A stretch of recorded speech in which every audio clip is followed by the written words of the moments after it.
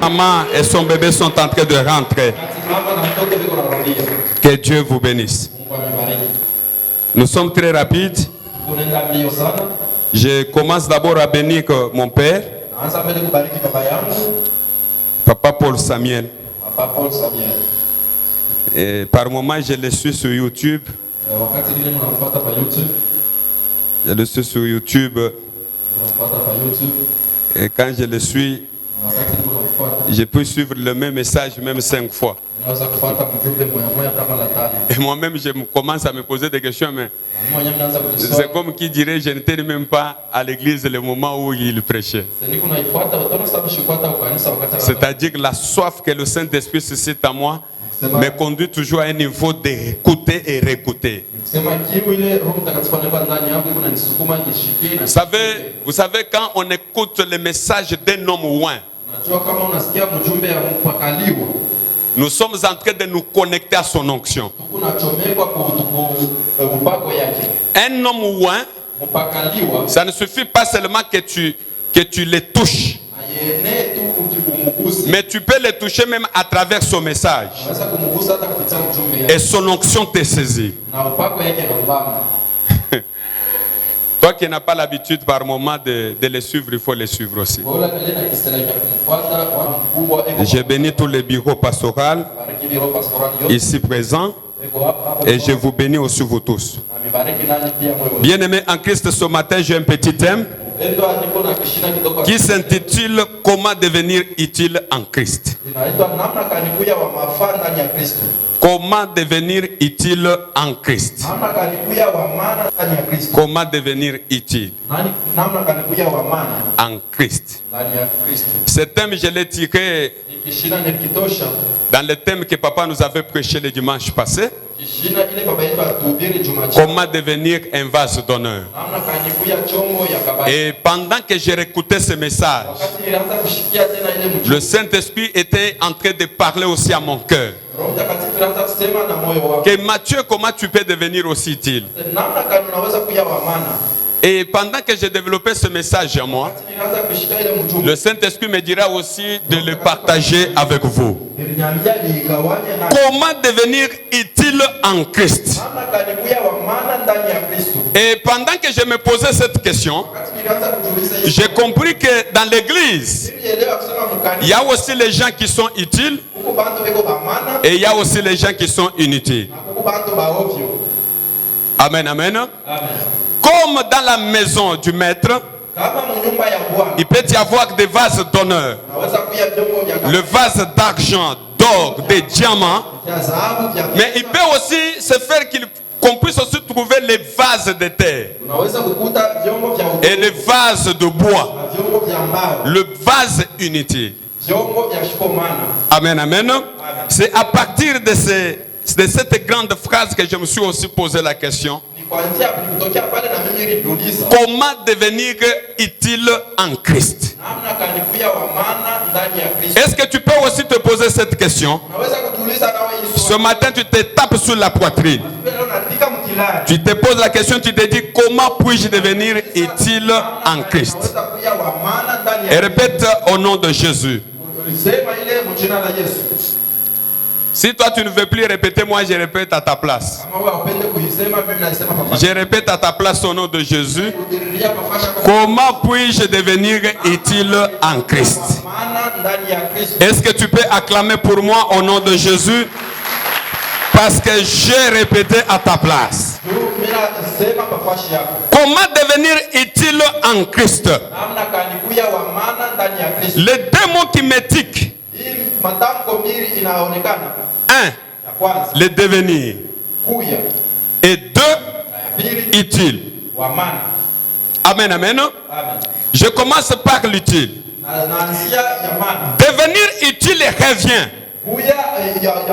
à dire tout simplement, quand je suis utile, je suis utile à me dire. Et je suis utile à tout ce que je suis en train de faire. Je suis utile à me dire. Et je suis aussi utile de tout ce que je suis en train de faire. Si je ne dis rien d'utilité, je ne suis pas utile. Et si je ne fais rien d'utilité, je ne suis pas utile. Alors, l'utilité est la conséquence de ce que j'ai dit qui est bien. Et ce que je fais qui est bien. Alors là, je comprends ceci. Un vase d'honneur est utile par rapport de ce qu'il dit et par rapport de ce qu'il fait. Un chrétien utile, c'est un chrétien qui est identifié par rapport de ce qu'il dit et de ce qu'il fait. Amen, amen. Non seulement il doit se limiter par rapport de ce qu'il dit et de ce qu'il fait. C'est par rapport aussi de ce qui est bon. Parce que tu peux dire, tu peux faire, mais ça ne peut ne pas être bon. Salut le Saint-Esprit. Tu peux dire. Le problème, ce n'est pas de dire. Le problème, ce n'est pas de parler. Le problème, ce n'est pas de faire. Mais qu'est-ce que tu dis et qu'est-ce que tu fais? Alors, il ne se limite pas seulement de ce qu'il dit et de ce qu'il fait. Mais ça doit être bon. Et il ne doit plus se limiter de ce qui est bon seulement.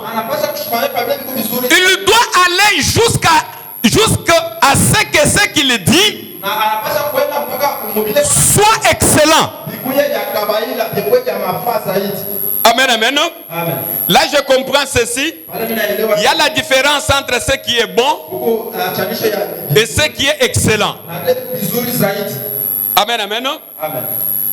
L'excellence, c'est une qualité qui est supérieure à ce qui est bon. Alors, un homme utile, c'est un homme qui doit s'identifier par rapport de ce qu'il dit bon et ce qu'il fait bon. Et cette bonté-là va jusqu'à l'excellence.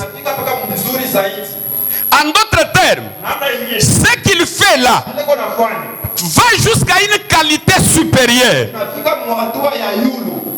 Tu peux me dire, Papa Mathieu, merci beaucoup, ce que tu m'as fait, c'est bon. Mais à un moment donné, tu peux monter pour me dire, Papa Mathieu, ce que tu m'as fait, c'est très excellent. Ça, c'est un homme utile. Est-ce que tu peux acclamer pour le Seigneur? Alors, deuxième signification. Ce qui est utile vient d'un mot grec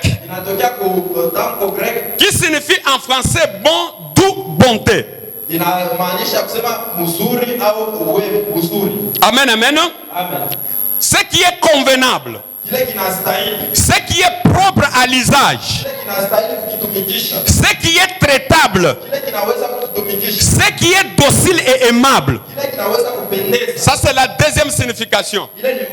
Mais je dois m'atteler sur trois mots. Ce qui est convenable. Ce qui est propre à l'usage. Ce qui est traitable. Ce qui est docile et aimable. Quand nous réunissons d'abord ces trois caractéristiques, on peut nous traiter comme des gens bons et utiles. Amen, amen. Mais la question que tu dois te poser ensemble avec moi, dans cette église, suis-je convenable? C'est la question que tu dois te poser. Dans la chorale où je sers le Seigneur, suis-je convenable? Dans le bureau pastoral où je suis-je convenable? Étant prédicateur que je suis-je convenable? Étant femme de tel, mari de tel, suis-je convenable? étant fils de papa Paul, enfant de rocher du secours, suis-je convenable? Ce qui est utile, c'est ce qui convient. Non seulement ça convient, c'est propre à l'usage. Amen, amen. Je peux vous donner un exemple terre à terre. Je peux avoir un couteau dans la maison, mais ce couteau-là, je ne l'utilise pas. Je ne le touche ni même pas. Est-ce que ce couteau-là est utile? Ce couteau-là n'est pas utile. Mais ce couteau-là me viendra utile dans mes mains. Ce n'est que quand je l'utilise. Le couteau devient un matériel que je peux utiliser. Alors, si j'utilise bien ce couteau deviendra de bon usage. Et ce couteau-là deviendra utile. Bien-aimés en Christ, nous pouvons être tous dans l'église. Mais la question que nous pouvons nous poser, est-ce que Dieu nous utilise? Est-ce que nous sommes des instruments dans ses mains? Oh, matin, je suis en train de parler à quelqu'un. Quelqu'un qui n'était pas utile. Quelqu'un qui n'était pas serviable. Je suis en train de le parler. Que ce matin, un Dieu, le créateur du ciel et de la terre, le Dieu de Papa Paul, ce matin, il va l'utiliser. Il deviendra utile. Il deviendra utile et Dieu va l'utiliser. Bien-aimé en Christ, cela ne dépend pas de là où tu viens. Cela ne dépend pas de ton origine. Cela ne dépend pas de ce que tu es. Cela ne dépend pas de tes caractères. Mais cela dépend du choix de Dieu sur toi. Est-ce qu'un homme utile peut me donner un bon amen? Est-ce qu'il peut me donner un bon amen? Est-ce qu'il peut acclamer au nom de Jésus? Amen, amen. Non seulement tu es utilisé, mais la question que tu dois aussi te poser, quel est celui qui t'utilise? Est-ce que c'est Dieu qui t'utilise? Ou bien c'est diable qui t'utilise?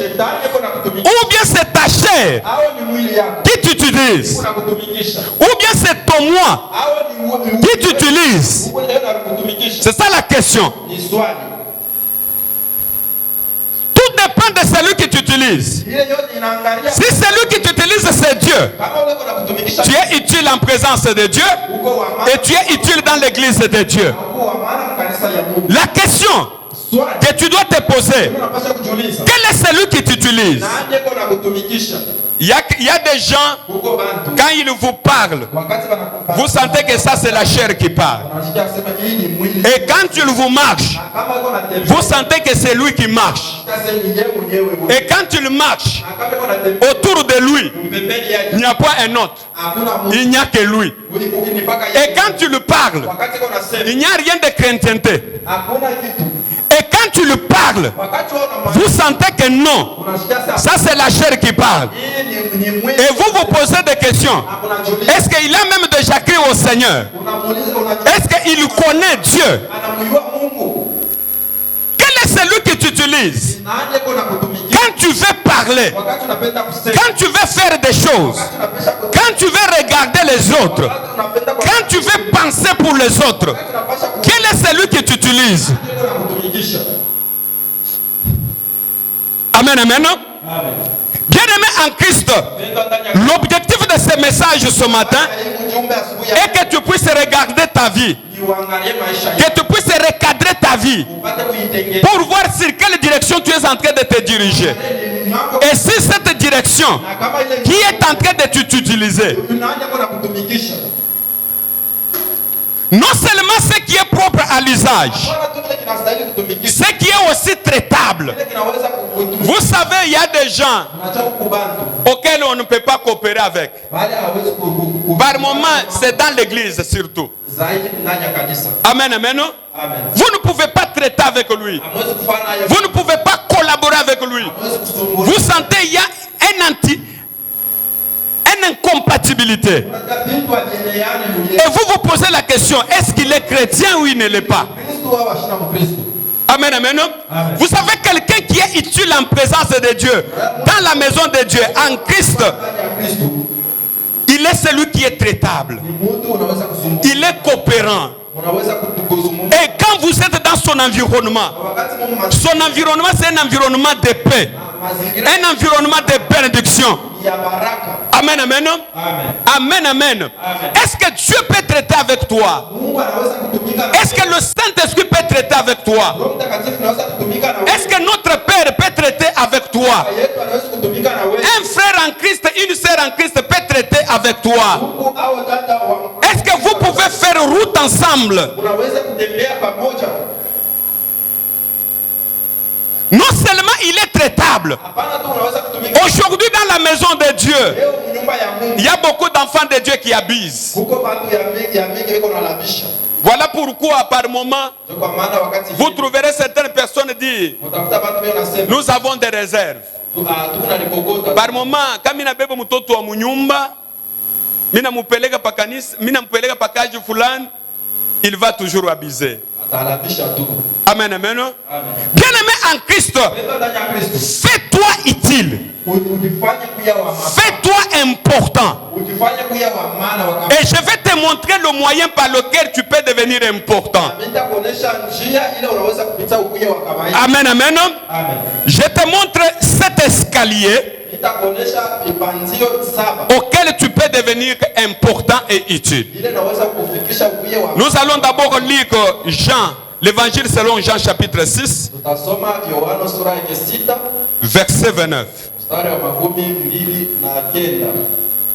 Jésus leur a répondu, l'œuvre de Dieu c'est que vous croyez en celui qui l'a envoyé.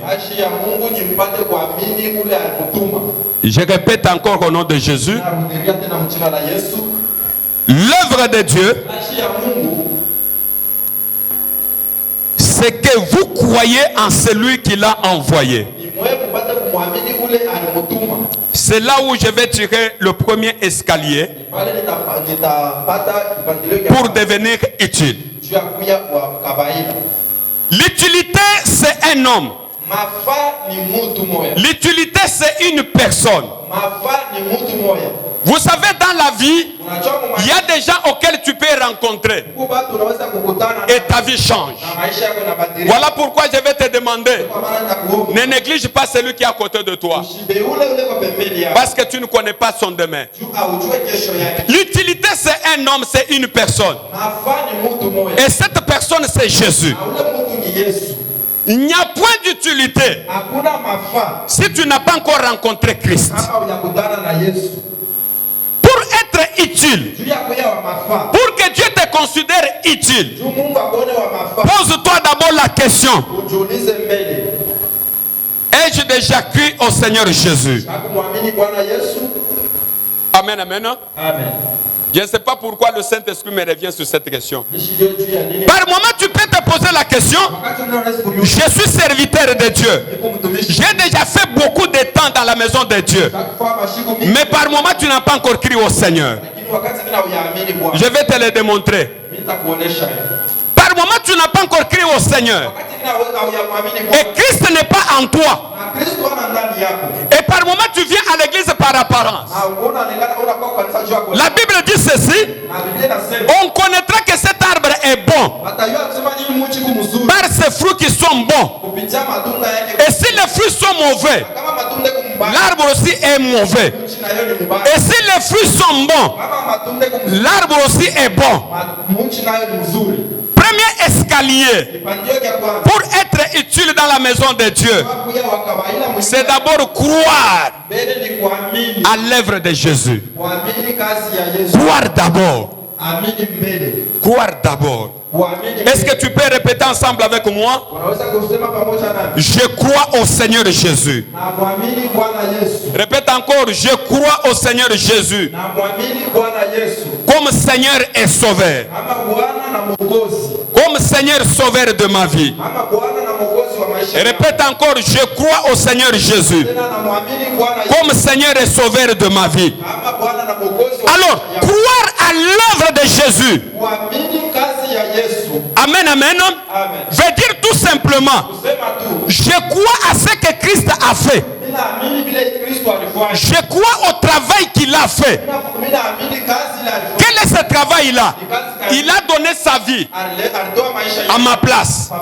Il a pris mes péchés. Et moi j'ai pris sa place. Il y a eu un transfert. Jésus qui prend mes péchés et il devient péché. Et moi je deviens justifié par lui. Et je commence à marcher dans cette conscience. Et quand je marche dans cette conscience, je suis loin du péché. Le péché n'est pas ma vie. Le péché n'est pas mon environnement. Même quand je vais parler, le péché ne sortira pas de ma bouche. Même quand je vais marcher, je suis loin du péché. Amen, amen. Je suis loin du péché. Le péché n'est pas ma vie. Le péché n'est pas mon environnement. Mais aujourd'hui, tu vas trouver quelqu'un se dire chrétien. Mais sa vie c'est le péché. Dans sa maison c'est le péché. Au travail c'est le péché. Quand il marche dans les quartiers c'est le péché. Même dans l'église de Dieu c'est le péché.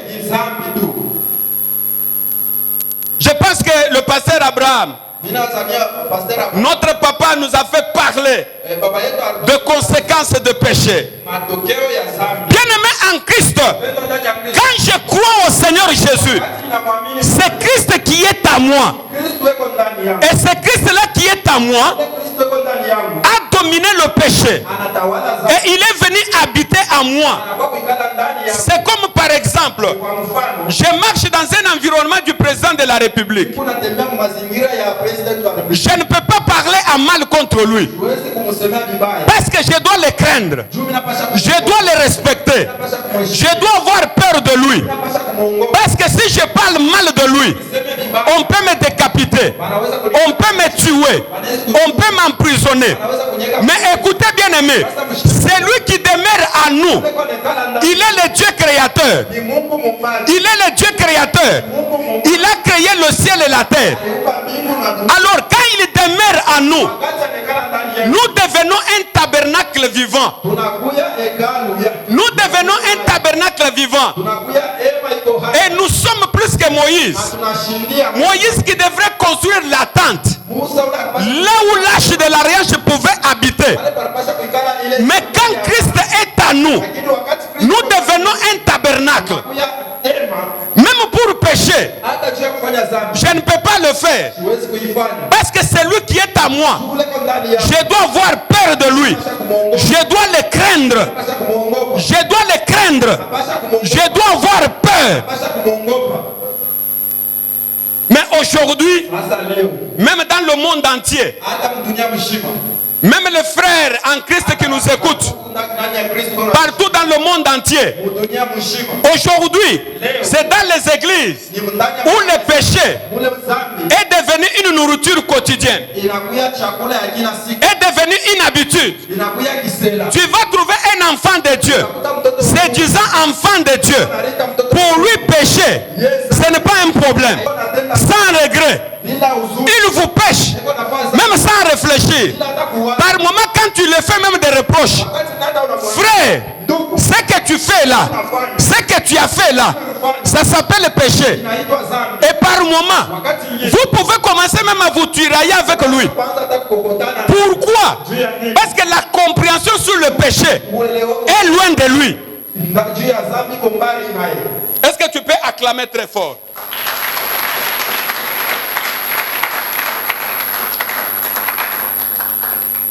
Cela s'est répandu même dans nos vies courantes.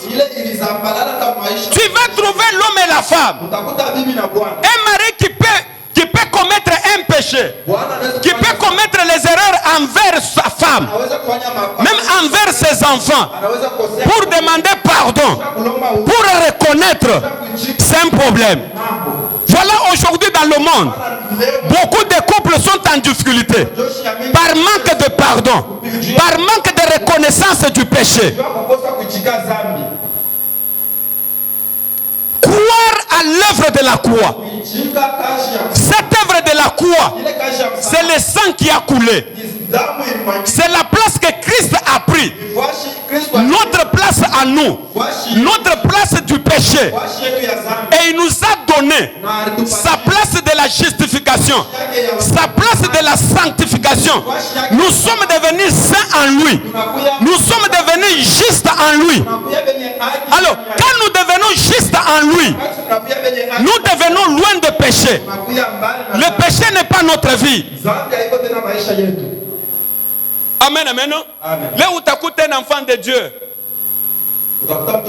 qui se dit enfant de Dieu, Anafanya Boucharette, ça ne lui dit rien. Amen, amen. Comme papa nous avait dit l'autre fois, je m'étais aussi à rappeler quand on était au début de notre foi. Par moment, on pouvait venir comme ça. Nous sommes dans la permanence. La première requête, c'est se réunir d'abord. Chacun commence à parler de ses péchés. Bien aimé en Christ, avant qu'on commence la prière, je demande pardon. Parce qu'aujourd'hui, pendant que je venais là, j'ai volé. J'ai regardé mal une fille d'autrui avec une tentative d'impudicité. Que Dieu me pardonne. Et on se réveillait un à un.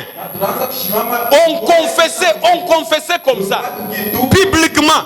Et après cette confession-là, on commençait à pleurer.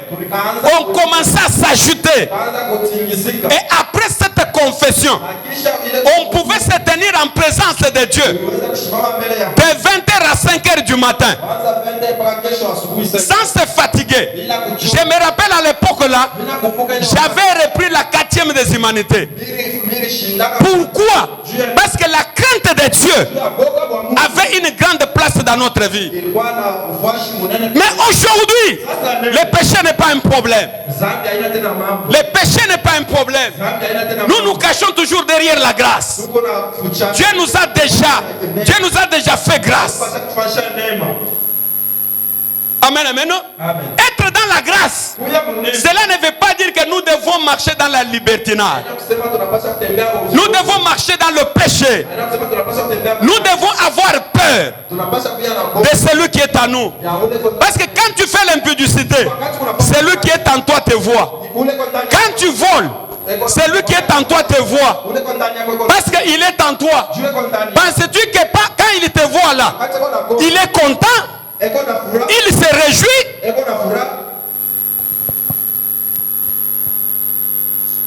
Amen, amen. Est-ce que tu peux acclamer très fort?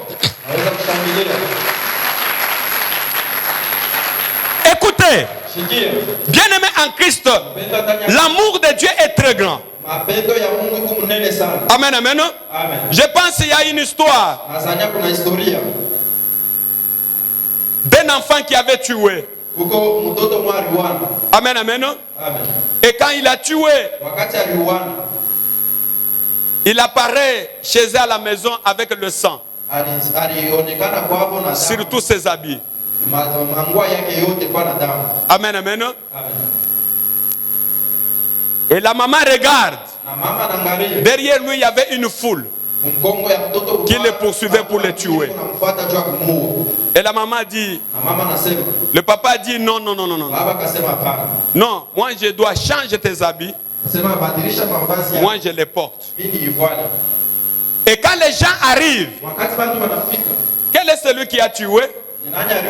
C'est celui qui a les habits souillés du sang. Et on attrape celui qui avait les habits souillés du sang. On l'amène en prison. Et pendant qu'on voulait le tuer, il dit voilà, avant que vous puissiez me tuer, je vais d'abord appeler mon enfant. Il dit à son enfant, fils, Je suis en train de mourir à ta place. Mais ne répète jamais ce que tu as fait. Dis même à tes frères de ne plus faire ce que tu as fait. Il en est de même avec Jésus. Il est celui qui est mort à notre place. Et il nous a donné un message. Ce message-là, c'est un message de la sanctification. C'est un message de la crainte de Dieu. Bien-aimés en Christ, nous devons être loin du péché. Amen, amen. Amen, amen. Deuxième escalier. Deuxième escalier, je ne sais pas si je vais tout terminer parce que nous devons prier. Deuxième escalier. Pendant que je suis en train de parler de ces choses, pose-toi la question de là où tu sers le Seigneur. Tu sers le Seigneur dans quelle dimension et dans quel domaine dans cette église? Et comment savoir là où tu peux te caser? Parce que j'ai toujours dit, quand quelqu'un sert le Seigneur, il est dans une entreprise de Dieu.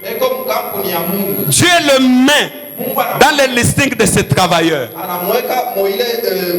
Et il est différent des autres. Bien-aimé en Christ, la Bible dit les champs est très vaste, mais il y a peu d'ouvriers. Quand je vois cette foule, elle est pleine de gêne. Mais où est-ce que tu sers le Seigneur? Est-ce que tu es utile dans la maison de Dieu? Nous avons un département d'évangélisation. Ce département qui n'a pas des ouvriers. Qui n'a pas des ouvriers. Vous savez une autre délivrance peut venir ne fût-ce que quand tu sers le Seigneur. Quand tu sers le Seigneur, Dieu te délivre. Quand tu sers le Seigneur, Dieu t'utilise comme un instrument utile. Bien-aimé en Christ, tu dois te poser la question. Dans cette église, mon couloir est à quel niveau? Deuxième escalier, c'est la louange à l'Éternel. Amen, amen. C'est la louange à l'Éternel. Nous allons lire Sophonie chapitre 3 verset 17. Sophonie chapitre 3 verset 17. L'Éternel ton Dieu est au milieu de toi comme un héros qui sauve. Il fera de toi sa plus grande joie. Il gardera le silence dans son amour. Il aura pour toi des transports d'allégresse. Est-ce que tu peux acclamer le Seigneur? Avant d'arriver dans ce livre de Sophonie, je vais vous amener aux Actes des Apôtres chapitre 16, verset 24 au 32e verset. Je ne lis pas. Ici c'est l'exemple de Paul et Silas. Parce que je vous ai dit, le deuxième escalier c'est la louange à Dieu. Quand on loue Dieu, on se fait identifier à lui. Mais fort malheureusement, beaucoup de chrétiens louent Dieu ne fût-ce que dans le bonheur. Quand tout marche, mais quand tout ne marche pas, Dieu devient mauvais. Dieu devient traître. Dieu devient complice de nos problèmes. Mais écoutez, ce deuxième escalier, pour devenir utile, c'est connaître, louer le Seigneur. Ici dans le livre des Actes des Apôtres, il s'agit de deux personnages, Paul et Silas, dans la prison. Pourquoi dans la prison? Parce que il évangélisait, il donnait la bonne nouvelle du Seigneur. On les a emprisonnés. Pas seulement parce qu'ils avaient engossé les femmes d'autrui, tout simplement parce qu'ils avaient évangélisé, donné la bonne nouvelle. Bien-aimés en Christ, cette église est en train de s'agrandir. Où est la place de de la bonne nouvelle dans cette église? Où est la place de l'évangélisation dans cette église? Bien-aimés en Christ, Dieu nous a appelés, pas pour que nous puissions avoir de l'argent, pas pour que nous puissions avoir des maisons, pas pour que nous puissions voyager, mais c'est pour que nous puissions apporter la bonne nouvelle. C'est ça l'objectif suprême. Apporter la bonne nouvelle. Bien-aimé en Christ, dans les quartiers où tu restes, regarde, il y a beaucoup des âmes qui se meurent. Au travail où tu pars, il y a beaucoup des âmes qui se meurent. Bien-aimé en Christ, le temps est arrivé où nous devons apporter la bonne nouvelle. Là où nous habitons, dans le quartier, là où nous travaillons, nous devons apporter la bonne nouvelle par notre caractère, par notre langage, par notre comportement, par notre savoir-faire. Nous devons donner Christ. Parce que quand nous agrandissons l'église, c'est une action d'amour. Bien-aimé en Christ, c'est une action d'amour. C'est pour que ces endroits-là, que d'autres âmes puissent venir s'asseoir. Mais ils viendront comment? Si toi tu ne leur donnes pas la bonne nouvelle. Et cette bonne nouvelle, c'est Jésus. Cette bonne nouvelle, c'est Christ. Le temps est arrivé où nous devons évangéliser, où nous devons porter la bonne nouvelle. Bien-aimé en Christ, j'aimerais que tu prennes une bonne décision. Tu es maman, tu es papa.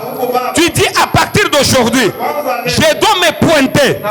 Je me fais évangéliste, le porteur de la bonne nouvelle. Deuxième escalier, c'est la louange. Amen, amen. Paul et Silas c'était dans la prison, liés, emprisonnés.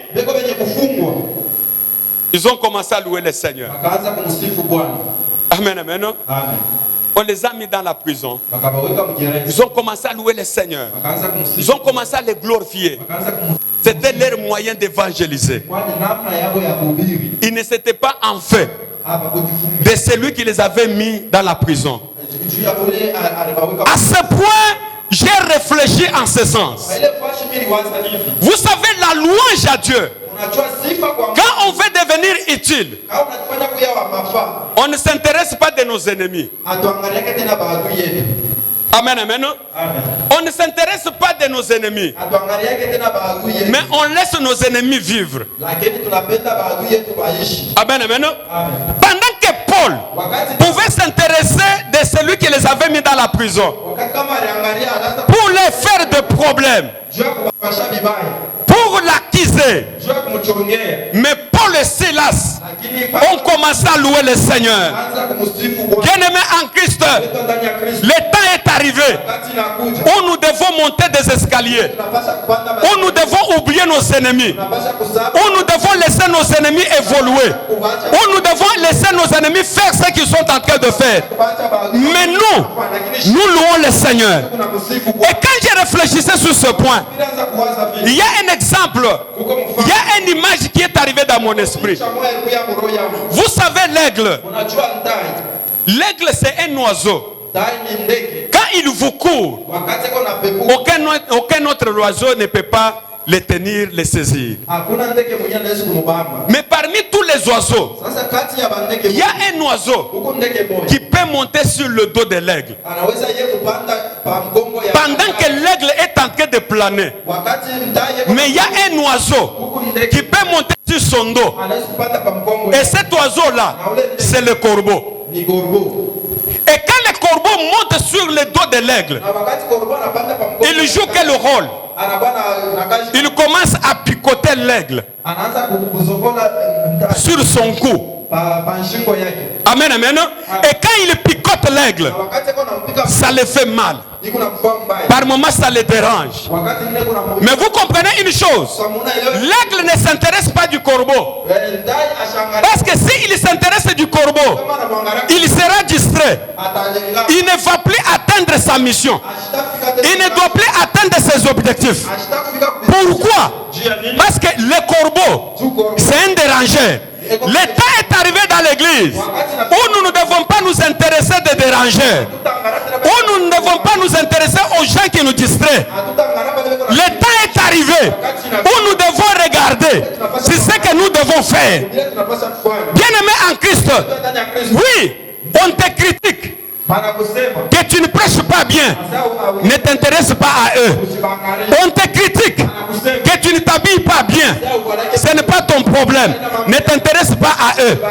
On te critique que tu n'as pas ceci, tu n'as pas cela, ce n'est pas un problème, ne t'intéresse pas à eux. On te dit que toi tu ne chantes pas bien, toi tu ne pries pas bien, toi tu ne connais pas prier, d'ailleurs tu n'es même pas joli, d'ailleurs tu n'es même pas beau. Non, ne t'intéresse pas. Ce sont des dérangeurs. Et vous connaissez ce que l'aigle fait. Pendant que le corbeau est en train de le picoter, l'aigle fait quoi? Quand le corbeau le picote, l'aigle ouvre ses ailes. Et il fait quoi? Il monte en hauteur. Et quand il monte en hauteur, il n'y a pas l'oxygène. Or, l'aigle, c'est un oiseau qui peut vivre même dans un endroit où il n'y a pas l'oxygène. Dans un endroit où il n'y a pas l'oxygène, c'est un endroit que l'aigle plane bien. Il ouvre ses ailes. Parce que l'aigle, sa jolibilité, sa bonté, c'est quand il ouvre ses ailes. Et quand il ouvre ses ailes, il commence à se planer. Et quand le corbeau arrive dans cet environnement où il n'y a pas l'oxygène, le corbeau de lui-même tombe. Parce que le corbeau ne sait pas supporter là où il n'y a pas l'oxygène. Qu'est-ce que je vais te dire? Le temps est arrivé, Bible. Tu médites la parole de Dieu. Tu montes encore en hauteur. Tu montes encore en hauteur. Ne te fais pas. Ne t'en fais pas. Aux chroniqueurs, aux gens qui critiquent, aux gens qui parlent mal contre toi. Parce que quand tu t'intéresses d'eux, tu seras en distraction. Bien-aimé en Christ, ce temps-là, c'est aujourd'hui. Vous savez quoi? Dans cette église, il y a un garçon qui m'a toujours impressionné. Amen, amen. Par moment, je ne m'attendais pas. Chaque semaine, il peut venir. Papa Mathieu, cette semaine, je vais commencer ma prière de jeûne. Papa, tu peux prier pour moi. Je vais faire une prière de 4 jours. Amen, amen. Je prie pour lui. Et quand il termine la prière, il revient encore. Papa, j'ai terminé la prière. Je prie pour lui. Amen, amen. Bien-aimé en Christ, ces garçons-là est dans cette église. Mais les jours où vous les verrez, il prêche, il prophétise, il fait les oracles de Dieu, il fait les miracles, il fait les grandes choses. Tu vas commencer à les critiquer. Lui aussi, quand est-ce qu'il est monté? Ce qu'il fait là, ça vient d'où? Tu ne connais pas. Tu ne connais pas le travail qu'il faisait dans le secret. Tu ne connais pas ce qu'il faisait. Il est en train de se travailler, de s'aiguiser. Il est en train de s'aiguiser. Amen, amen. Ces garçons-là, quand je les regarde, je vois sa vie en train de s'éclater. Son ministère en train de s'éclater. Amen, amen. Amen, amen. Nous ne devons pas nous intéresser au corbeau. Nous devons nous intéresser à l'œuvre de la croix. Nous devons nous intéresser sur ce Dieu t'a appelé. Dieu t'a appelé à faire quoi? Dieu ne t'a pas seulement appelé dans cette église pour chauffer les chaises. Mais Dieu t'a appelé dans cette église pour un travail, pour une mission. Et ce travail-là, aussi longtemps que tu ne l'as pas encore accompli, tu n'as pas encore fait quelque chose. Le temps est arrivé où tu dois te décider, où tu dois prendre un grand engagement. Amen, amen. Est-ce que tu peux acclamer pour le Seigneur? Est-ce que tu peux acclamer, tu peux laisser les cris de joie? Jeune, tu peux me dire, que je n'ai pas encore atteint la maturité. J'ai encore 16 ans, 18 ans. Mais moi, j'ai commencé à servir le Seigneur à 12 ans. À 12 ans, j'étais déjà intercesseur. En d'autres termes, toute ma jeunesse, je l'avais sacrifié à Christ. Je l'avais sacrifié à Christ. Et je m'étais fait intercesseur à 12 ans. Bien aimé en Christ, pour servir le Seigneur, il n'y a pas d'âge. Il n'y a pas d'âge. Non, je le répète encore, il n'y a pas d'âge. Même si tu as 5 ans, tu peux servir le Seigneur. Même si tu as 10 ans, tu peux servir le Seigneur. Il n'y a aucune circonstance qui peut t'empêcher. Parce que même si tu es marié, même si tu as 10 enfants, les 10 enfants ne peuvent pas t'empêcher à servir le Seigneur. Même si tu travailles du matin au soir, du 1er au 30, le boulot ne peut pas t'empêcher à servir le Seigneur. Le temps est arrivé où nous devons révolutionner Katouba, où nous devons donner l'évangile à Katouba. Nous devons ramener les gens qui n'ont pas encore crié au Seigneur, les ramener à Dieu, les faire goûter Jésus, les faire goûter Jésus. Vous connaissez une chose? Quand Paul et Silas ont commencé à louer le Seigneur, vous savez ce qui était arrivé? Là, c'est l'efficacité de la louange. Il y a une jeune sœur qui m'a toujours étonné. Pendant que tout le monde, amen, amen, donnait le témoignage.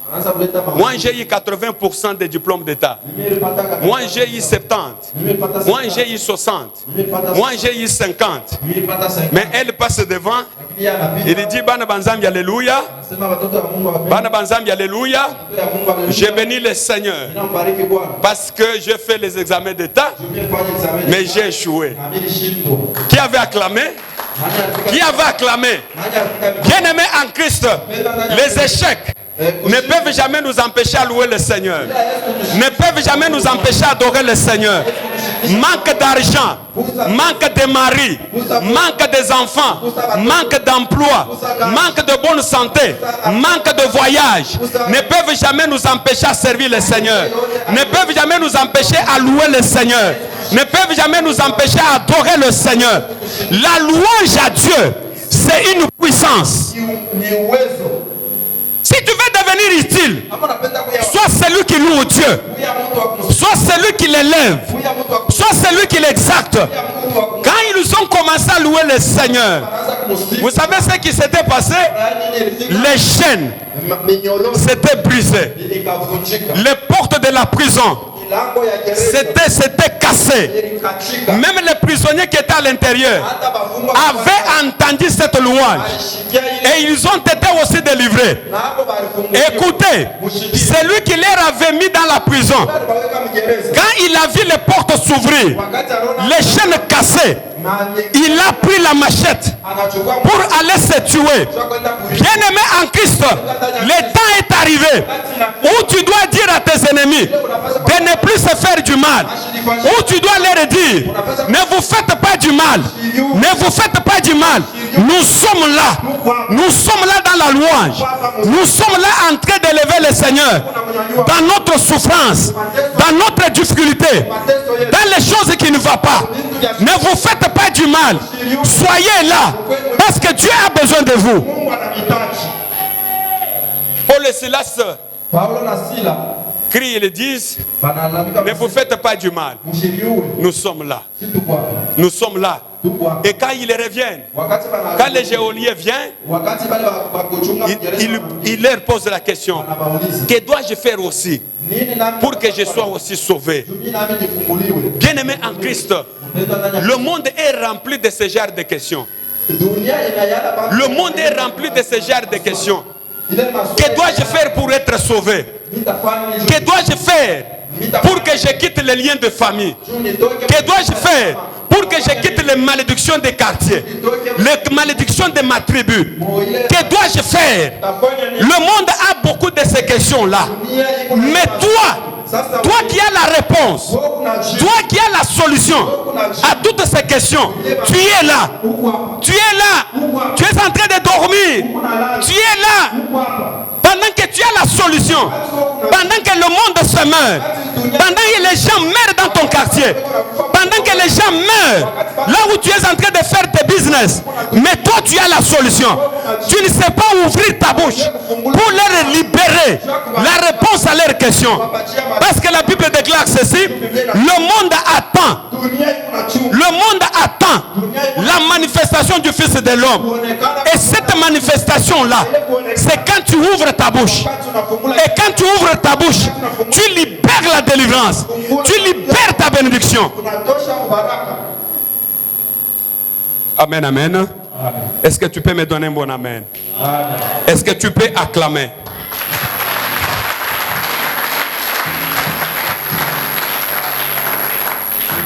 En présence de Dieu, on ne vient pas pleurer pour qu'on trouve les dollars. On ne vient pas demander à Dieu le mariage. On ne vient pas demander à Dieu le voyage. Mais on vient l'adorer. On vient l'élever. Par moment, nous sommes en train d'embêter Dieu. Nous sommes en train de le déranger. Pendant que nous avons une grande mission à faire. Bien-aimé en Christ, le mois de novembre s'annonce. Quelle est ta décision? Tu vas aussi apporter combien de gens dans cette église? Bientôt là, nous allons démolir ces murs ici. Tu vas aussi amener combien de gens? Tu vas quand même amener combien de gens au Seigneur? Prends de grandes décisions. Vous savez, il y a des gens qui viennent à l'église comme s'ils sont en train de faire le tourisme. Ils viennent, ils voient comment papa prêche, ils voient comment les gens louent le Seigneur et ils rentrent comme s'ils sont en train de faire le tourisme. Et ils rentrent. Il ne fait rien. Il ne peut même pas se poser des questions. Que dois-je faire aussi dans la maison de Dieu? Je peux aussi faire quoi? Et quand les gens font ce qu'ils font, toi tu te moques d'eux. Quand une maman peut quitter sa maison, venir torchonner, toi tu te moques d'elle. Quand les gens évangélisent, toi tu leur dis comme s'ils sont des souffriers, ils sont en train d'effacer leur temps. Toi tu penses que notre papa qui peut quitter l'Ikasi venir ici, toi tu penses qu'il passe son temps? Est-ce que c'est l'argent qui lui manque? Mais pourquoi il le fait? Parce que c'est une mission qui lui est confiée, d'apporter les âmes au Seigneur. Toi aussi de même, tu dois aussi le faire de même. Amen, amen. Amen, amen. Est-ce que tu peux acclamer pour le Seigneur? Tu peux acclamer pour le Seigneur. Alors, je termine en disant ceci. J'ai parlé de 2 escaliers pour se faire utile dans la maison de Dieu et en Christ. J'ai parlé d'abord de croire à l'œuvre de la croix. 2, j'ai parlé de louer le Seigneur dans toutes les circonstances. 3, le renouvellement de l'intelligence. Le renouvellement de l'intelligence n'est rien d'autre qu'emprunter la pensée de Dieu et faire de ces pensées-là tes pensées. Voilà pourquoi Paul pouvait dire: si je vis, ce n'est pas moi qui vis, mais c'est Christ qui vit en moi. Amen, amen. Vous savez, la différence des personnages n'est pas liée à leur corpulence physique, mais c'est lié à leur pensée. Amen, amen. C'est lié à leur pensée. Nous pouvons être tous des hommes, mais nous ne sommes pas le même. Héritier a ses pensées. Moi aussi j'ai mes pensées. Amen, amen. Pour se faire utile, tu dois emprunter les pensées de Dieu. Et ces pensées de Dieu là deviennent tes pensées. Et tu commences à marcher dans ces pensées là. Et pour marcher dans ces pensées là, qu'est-ce que tu dois faire? Tu dois avoir l'habitude de te miroiter à la parole de Dieu. Tu prends ta vie, tu l'exposes à la parole de Dieu. Tu marches selon la parole de Dieu. Tu marches selon ce que Dieu pense. Il y a des gens qui ne se font pas utiles parce que leurs pensées sont des pensées charnelles, sont des pensées du diable, sont des pensées qui ne sont pas utiles. Et quand ils marchent dans ces pensées-là, même dans la maison du Seigneur, sont des vases vides. Ils n'ont pas d'importance. Tu n'es pas utile à ton environnement. Même à l'église, même dans ta maison, parce que ta pensée, c'est une pensée inutile. Ce n'est pas une pensée de Dieu. Amen, amen. Change tes pensées. Fais la restructuration de tes pensées. Formante ton esprit. Amen, amen. Vous savez, nous tous, nous pouvons avoir $100. Mais nous tous, nous n'avons pas la même pensée sur ces $100. Un autre peut prendre ces $100 et se payer l'Android. Mais un autre peut prendre ces $100 là et demain il devient millionnaire. En d'autres termes, nous tous, nous pouvons avoir la parole de Dieu. Qui dit, Dieu a tant aimé le monde. Il a donné son Fils unique. Afin que quiconque croit ne périsse point, mais qu'il ait la vie éternelle. Nous tous, nous avons cette même parole. Mais aux autres, mais quelqu'un d'autre peut avoir la même parole et sa vie change. Il peut avoir la même parole. Il sauve 3000 personnes, 3000 âmes. Mais pendant que toi tu as la même parole, des années, et ta vie ne change pas. Ta vie est toujours la même. La question que tu dois te poser, qu'est-ce que tu fais avec ce que tu as? Mets-toi debout, nous allons prier le Seigneur. Alléluia. Ce matin, c'est un matin que tu dois prendre de fortes décisions. La moisson est très grande, mais il y a peu d'ouvriers. Le champ de papa Paul Samuel est très vaste, mais il n'a pas d'ouvriers. Mets-toi debout, maman, papa, frère. Mets-toi debout.